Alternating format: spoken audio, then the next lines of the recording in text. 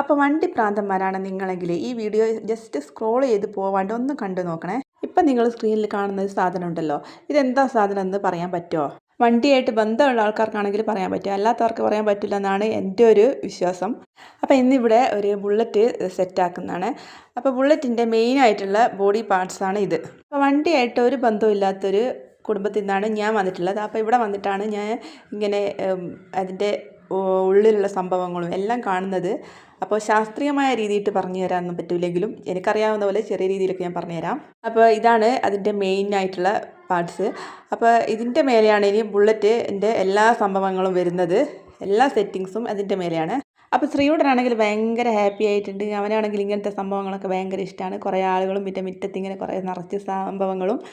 അപ്പോൾ അതിലെ ഓടുന്നുണ്ട്, ചാടുന്നുണ്ട്, എന്തൊക്കെയോ കളിക്കുന്നുണ്ട്.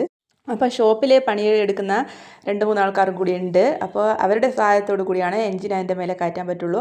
കാരണം അത്രയും വെയിറ്റ് ഉള്ളൊരു സംഭവമാണല്ലോ. വണ്ടിയായിട്ട് ബന്ധമുള്ള ആൾക്കാർക്ക് ഞാൻ അറിയാമെന്ന് പറഞ്ഞിട്ടുണ്ടല്ലോ, അത്രയും വെയിറ്റ് ഉള്ളൊരു സംഭവമാണ്. അപ്പോൾ അതിന് വേറെ ആളുടെ സഹായം വേണം, ഒറ്റയ്ക്ക് നമുക്ക് ചെയ്യാൻ പറ്റില്ല. അപ്പോൾ അതുവരെ ഇവരുടെ ആവശ്യമുള്ളൂ. പിന്നെ ബാക്കിയെല്ലാം ആളങ്ങ് ചെയ്തോളും. പിന്നെ മുറ്റത്താണെങ്കിൽ വണ്ടിയുടെ എല്ലാ സംഭവങ്ങളും 2-3 ദിവസമായി കൊണ്ടുവച്ചിട്ട് എല്ലാം ഇവിടെ ആയിട്ടുണ്ട്.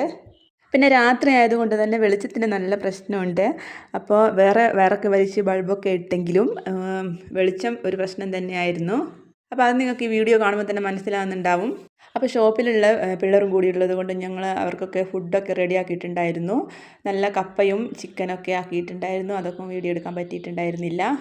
അപ്പോൾ പിന്നെ ഏകദേശം പണിയൊക്കെ കഴിഞ്ഞിട്ടുള്ള ഒരു രൂപമാണിത്. ഇനിയും കുറേ പണിയുണ്ട്, എന്നാലും ഏകദേശമൊക്കെ ആയിട്ടുണ്ടെന്നാണ് തോന്നുന്നത്. എനിക്കങ്ങനെയാണ് തോന്നുന്നത്. അപ്പോൾ അടുത്ത വീഡിയോയിൽ ഞാൻ ഇതിൻ്റെ ഫുള്ളായിട്ട് എല്ലാ പണിയും കഴിഞ്ഞിട്ടുള്ളത് ഇടുന്നതായിരിക്കും.